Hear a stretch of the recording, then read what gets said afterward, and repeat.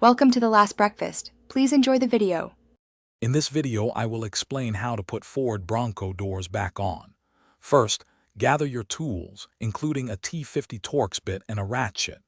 Make sure your door hinges are clean and free of any dirt or debris. Position the door close to the Bronco, ready for lifting. This preparation ensures a smooth and efficient reinstallation process. Taking these initial steps will save you time and effort later on.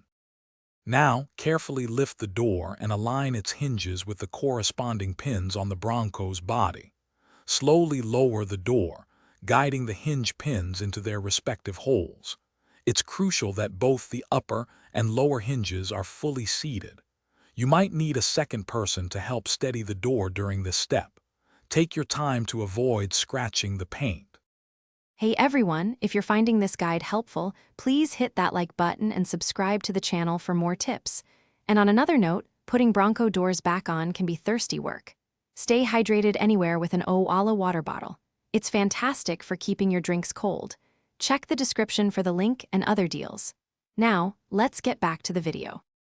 Once the hinges are aligned, insert the T50 Torx bolts into the hinge holes.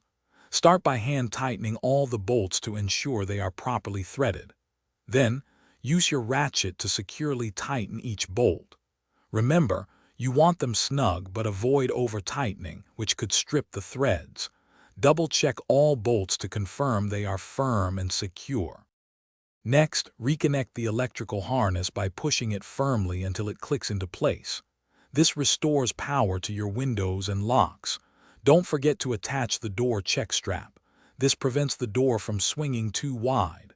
Finally, test the door's operation.